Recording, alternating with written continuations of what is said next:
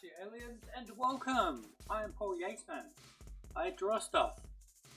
Today's Tim Burton challenge video, I am drawing a skull or something like a skull, don't know yet, based off this I drew yesterday and this which I drew November of 2011, and also this, a container that used to have vodka in it. Nom nom nom nom nom. So, let's begin. As we have seen, today's drawing is a skull and is based on a couple of previous drawings. It was supposed to be Burtonesque, and I think it wound up not being in that style. It took about 40 minutes to draw this, and I was economical with my application of markers.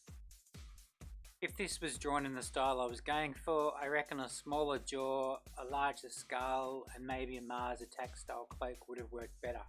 I also think if I had stuck to the form I drew way back in 2011, the skull would have been on track to hit Tim Burton style.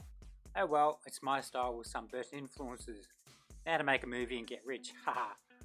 I worked a bit on fine art in today's piece, thickening the things up on some of the edges and adding a little bit of hash lines to show shadow. When it came to applying colour, I was very loose with the shading.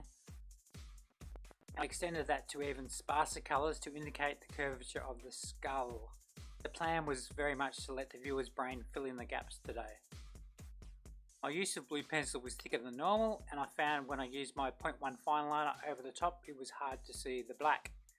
This probably means I should A. use a lighter touch when it comes to sketching in blue on brown paper, or B. use a thicker fine liner to apply the ink. Idea B was borne out when I thickened up the lines as the black marker then stood out. On white paper this isn't going to be so much of a consideration. My use of a thicker fine liner after initial inking also served the following two purposes. First one was to fix up some of the wobbly lines, and the second one was to define some shapes better and imply some shadows. So maybe that's three purposes. As the paper goes a long way to inform the Burtonesque style, my use of colour was minimal. Mostly I used grey to show shadow, and I left the paper to be the base colour of the skull. I did not add highlights. While adding shadows, I went from the lightest grey up a step or two at a time to the next one for a total of 3 or 4 shades. For the olive green shirt slash cloak slash coat, I added shadow by applying the green again after it had dried. That's one thing you can do with alcohol markers. Finally, to give the image a bit more interest, I added a pinkish background in the way of a skewed rhombus. So, what do you think? Can you do better? How would you have interpreted this sort of dude in a Tim Burton style? Show me!